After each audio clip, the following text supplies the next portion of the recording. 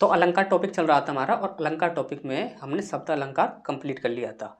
आज जो हम पढ़ रहे हैं वो अलंकार उत्प्रेक्षा अलंकार है, जो कि अर्थालंकार का एक भेद है। तो अर्थालंकार की बात की जाए तो यहाँ पर देखिए 3 अलंकार ऐसे होते हैं जो एक दूसरे से बहुत ही मेल खाते हैं। जैसे कि सबसे पहला हो आपका उपमा अलंकार। तो हमने आपको बताया था, जब कभी भी एक वस्तु को दूसरे वस्तु के जैसा बताया जाए, जब एक वस्तु को बोला जाए कि यह वस्तु इस वस्तु के जैसी है, तब वहाँ पर क्या होगा, आपका उपमा अलंकार होगा।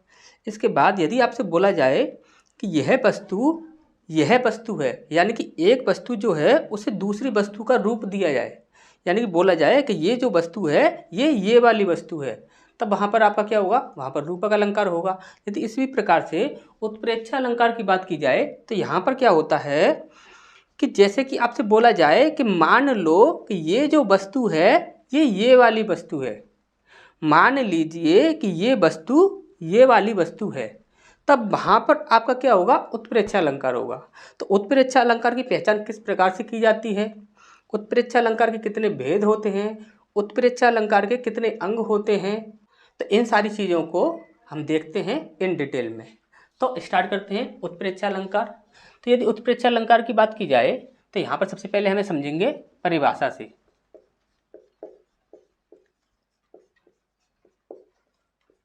यहाँ से भी आपका क्वेश्चन पूछा जाता है, यहाँ से आपसे डायरेक्टली क्वेश्चन पूछा जाता है। यहाँ पर बोला जाता है आपका कि जहाँ उपमेय में उपमान की संभावना हो, जहाँ उपमेय में उपमान के होने की संभावना हो, या जहाँ पर उपमेय और उपमान में कोई अंतर ना प्रदर्शित किया जाए, तो वहाँ पर कौन सा अलंकार होगा, तो वहाँ पर आप बोलोगे उत्प्रेक्षा अलंकार होगा। जैसे कि जहाँ उपमेय में उपमान के होने की संभावना या कल्पना की जाए, ठीक, जहाँ क्या होगा, उपमेय में उपमान के होने की संभावना या कल्पना की जाए, तो वहाँ क्या होगा, आपका उत्प्रेक्षा अलंकार। इस बार दूसरी तरीके से समझें तो आप बोलोगे यहाँ पर जहाँ उपमान के ना होने पर उपमेय को ही उपमान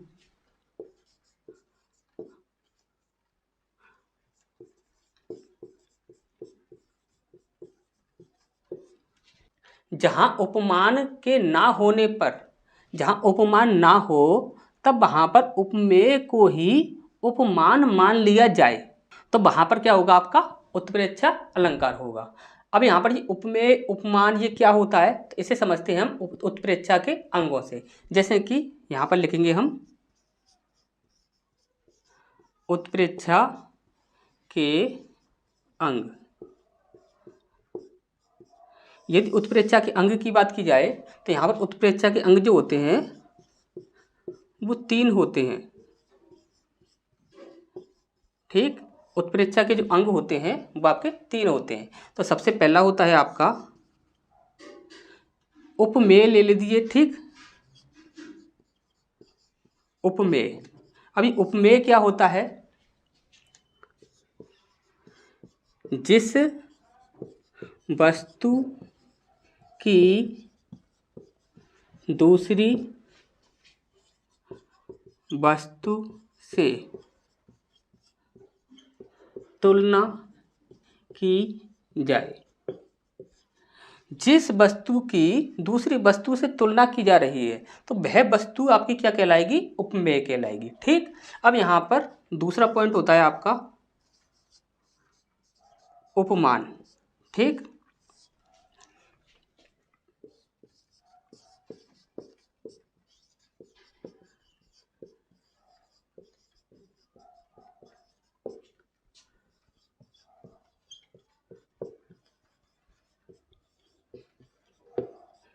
जिस वस्तु के साथ, देखिए सबसे पहले हमने समझा उपमेय। उपमेय क्या होता है, जिस वस्तु की किसी वस्तु से तुलना की जा रही है तो वह वस्तु कहलाएगी आपकी उपमेय। अब यहाँ पर जिस वस्तु की जिस वस्तु से तुलना की जा रही है, यानी कि वो वस्तु जिस वस्तु के साथ किसी वस्तु की तुलना की जा रही है तो वह कहलाती है आपकी उपमान। जैसे कि हमने क्या लिखा, जिस वस्तु के साथ तुलना की जाए वह क्या कहलाएगी, आपकी उपमान कहलाएगी। अब यहाँ पर आपका तीसरा पॉइंट होता है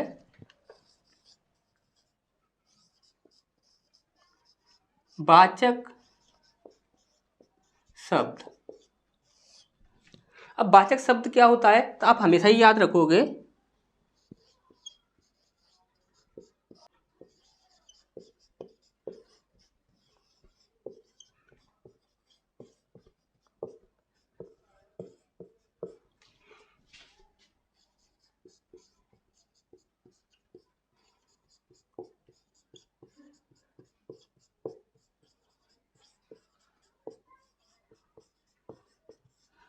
तो वाचक शब्द क्या होंगे आपके, तुलना करने के लिए जिन शब्दों का प्रयोग किया जाता है वह कहलाते हैं आपके वाचक शब्द। एक वस्तु की दूसरी वस्तु के साथ तुलना की जा रही है, तुलना करने के लिए जिन शब्दों का प्रयोग किया जाता है वह कहलाते हैं आपके वाचक शब्द। एग्जाम्पल के तौर से समझते हैं, देखिए जो वाचक शब्द होते हैं ये अलग अलग प्रकार के होते हैं। यदि उपमा अलंकार की बात की जाए तो उसके वाचक शब्द अलग होते हैं, जो कि हमने आपको बताया था। लेकिन यहाँ पर यदि आप बात करेंगे तो इसके वाचक शब्द होते हैं जैसे मानो,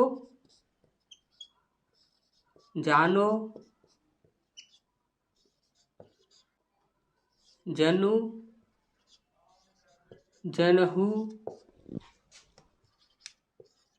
मनहु,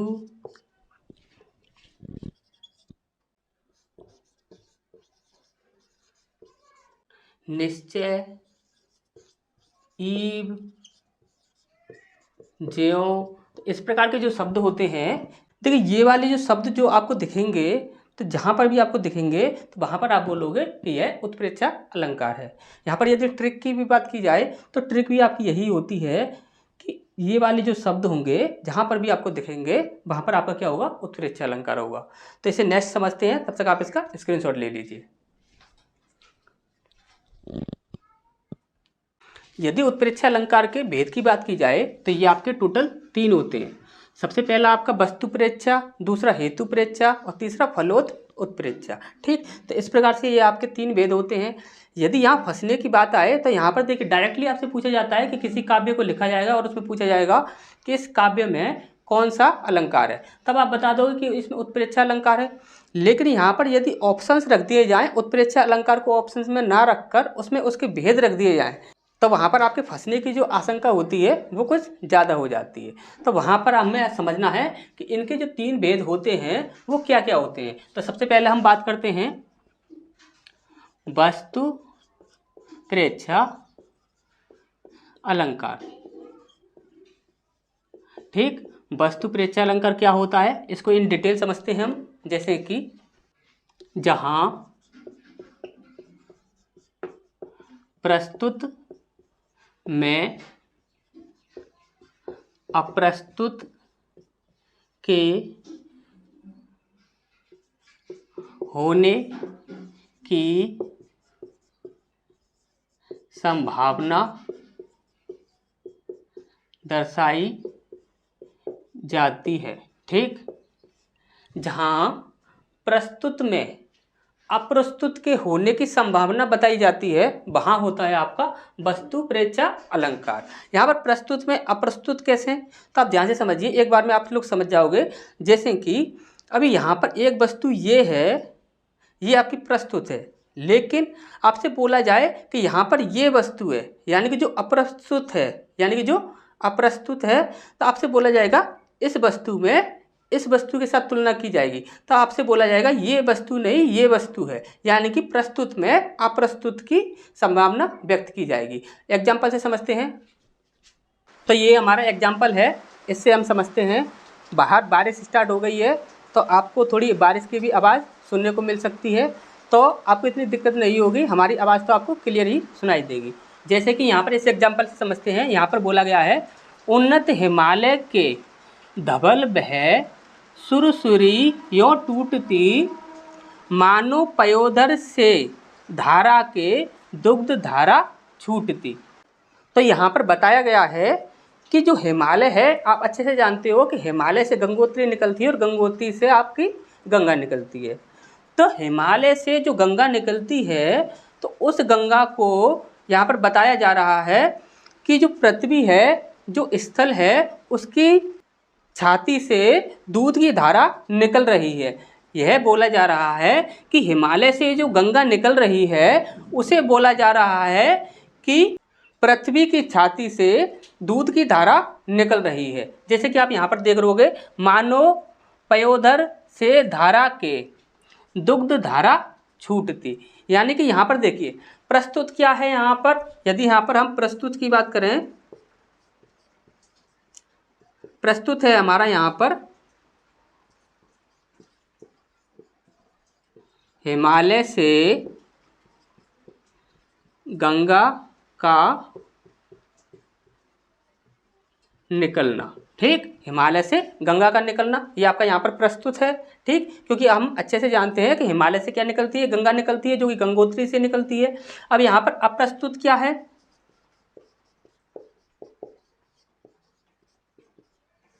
अब यहाँ पर अप्रस्तुत है, आपसे बोला जा रहा है कि पृथ्वी की छाती से निकलती दूध की धारा। यहाँ पर हमारा प्रस्तुत है हिमालय से निकलती हुई गंगा और अप्रस्तुत है पृथ्वी की छाती से निकलती हुई दूध की धारा। यानी कि यहाँ पर आपका बोला जा रहा है कि मान लीजिए कि ये जो हिमालय से जो गंगा निकल रही है, वह मान लीजिए पृथ्वी की छाती से दूध की धारा निकल रही है। तो यहाँ पर ये मानने के लिए बोला जा रहा है। ठीक, तो ये चीज़ आपको अच्छे से समझ आ गई होगी। नेक्स्ट पॉइंट की ओर बढ़ते हैं, तब तक आप इसका स्क्रीनशॉट ले लीजिए। अब यदि यहाँ पर दूसरे भेद की बात की जाए तो दूसरा भेद होता है आपका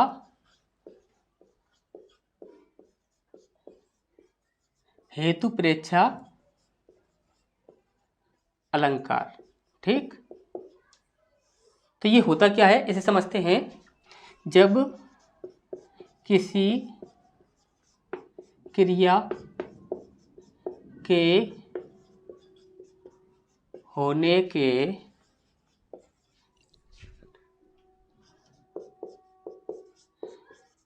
वास्तविक कारण का पता ना हो और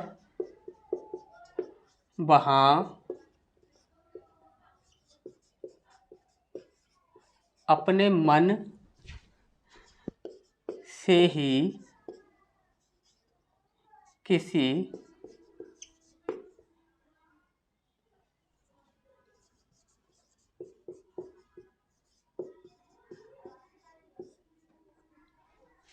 अवास्तविक कारण को वास्तविक माना जाए। हुआ क्या यहाँ पर, तो जब आपको किसी क्रिया के होने के वास्तविक कारण का पता नहीं होगा और आप किसी अवास्तविक कारण को अपने मन से ही किसी अवास्तविक कारण को वास्तविक मान लोगे, जहाँ पर आपको किसी क्रिया के होने के वास्तविक कारण का पता नहीं है लेकिन आपने अपने मन से ही किसी अवास्तविक कारण को ही वास्तविक मान लिया है, तो वहाँ पर आपका क्या होगा, आपका हेतु प्रेक्षा अलंकार। तो इसे एग्जाम्पल से समझते हैं। तो यहाँ पर ये हमारा एक एग्जाम्पल है, जैसे कि इसमें लिखा हुआ है, मानो कठिन आंगन चली ताते राते पाया। तो यहाँ पर आपको बताया गया है जैसे कि अभी एक स्त्री है, उसके पैर लाल हो रखे हैं, यानी कि किसी स्त्री के यदि पैरों को देखा तो उसके पैर जो हैं वो लाल हो रहे हैं। तो यहाँ पर कवि ने बोल दिया है कि इसके जो पैर हैं जो कि लाल हो गए हैं वो इस वजह से हुए हैं कि यह जो है जो कठोर आंगन में पैदल चली होगी उन्होंने मान लिया है कि वह कठोर आंगन में पैदल चली होगी, इस वजह से क्या है कि इसके पैर जो हैं वो लाल हो गए हैं। तो यहाँ पर पता नहीं है कि वास्तविक कारण क्या है, क्रिया क्या हुई। क्रिया हुई उस स्त्री के जो पैर थे वो रेड हो गए, यानी कि लाल हो गए। उस स्त्री के जो पैर थे वो लाल हो गए। अब इस लाल होने की जो क्रिया है उसका हमें वास्तविक कारण नहीं पता, लेकिन हमने अपने मन से ही बोल दिया कि यह कठोर आंगन में पैदल चली होगी। इस कारण क्या है कि इसके पैर जो हैं वो लाल हो गए हैं। ठीक, तो ये चीज़ आपको अच्छे से समझ आ गई होगी। तो नेक्स्ट की ओर बढ़ते हैं, तब तक आप इसका स्क्रीनशॉट ले लीजिए। अब यदि यहाँ पर तीसरे भेद के बारे में बात करें तो आपका तीसरा भेद होता है फलोत्प्रेक्षा अलंकार। अब यहाँ पर क्या होता है, इसे कैसे समझेंगे, तो जहाँ फल के ना होने पर अफल को ही फल मान लिया जाए। जहाँ फल के ना होने पर अफल को ही फल मान लिया जाए। जैसे कि आप समझते हो यहाँ पर ये आ जो लगा है ये आपका एक उपसर्ग है, और ये एक ऐसा उपसर्ग है जो कि किसी भी पॉजिटिव वर्ड को, यानी किसी भी सकारात्मक शब्द को नकारात्मक बनाने के लिए होता है। तो जहाँ पर फल के ना होने पर अफल को ही फल मान लिया जाएगा, यानी कि फल नहीं है लेकिन अफल, यानी कि जो फल नहीं है उसको फल मान लिया जाएगा। इसे एग्जाम्पल के तौर पर समझते हैं। तो ये हमारे एक एग्जाम्पल है, इसकी सहायता से समझते हैं। जैसे कि यहाँ पर लिखा हुआ है, तरनी तनुजा तट तमाल तरुबर बहु छाए, झुके कूल सो जल परसन हिल मनहु सुहाय। ठीक, देखिए यहाँ पर आपको बोला क्या जा रहा है, यहाँ पर है कि ये जो यमुना जो है, तो यमुना नदी जो है उसकी ओर वृक्षों का क्या है, झुकाव है। वृक्षों का झुकाव क्या है, यमुना नदी की ओर है। अब यहाँ पर बोला जा रहा है कि यमुना नदी की ओर जो वृक्षों का झुकाव है वो इस कारण है कि जो वृक्ष हैं वो यमुना नदी के जल को स्पर्श करना चाहते हैं। यह है कवि का कहना। कवि का कहना है कि ये जो वृक्ष हैं वो यमुना नदी के जल की ओर इसलिए झुके हुए हैं क्योंकि वह यमुना नदी के जल को स्पर्श करना चाहते हैं। लेकिन यहाँ पर आप अच्छे से समझते हो कि जो वृक्षों का जो झुकाव है या वृक्षों का जो झुकाव होता है वो क्या होता है, एक प्राकृतिक होता है। तो यहाँ पर जो रियल कारण क्या है कि वृक्षों का जो झुकाव है वो प्राकृतिक है, लेकिन यहाँ पर उस कारण को ना मानते हुए, उस फल को ना मानते हुए अफल जो है, अफल क्या हुआ यहाँ पर, उसे मान लिया गया है कि इन वृक्षों का जो झुकाव है वो इसलिए है कि वह वृक्ष यमुना नदी के जल को स्पर्श करना चाहते हैं। तो ये चीज़ आपको अच्छे से समझ आ गई होगी। यदि कोई भी किसी प्रकार का यदि आपको डाउट है या कोई भी आपको कन्फ्यूजन है तो आप कमेंट बॉक्स में कमेंट कीजिए, जो भी आपका कन्फ्यूजन होगा वो दूर किया जाएगा। तो मिलते हैं फिर नेक्स्ट क्लास में।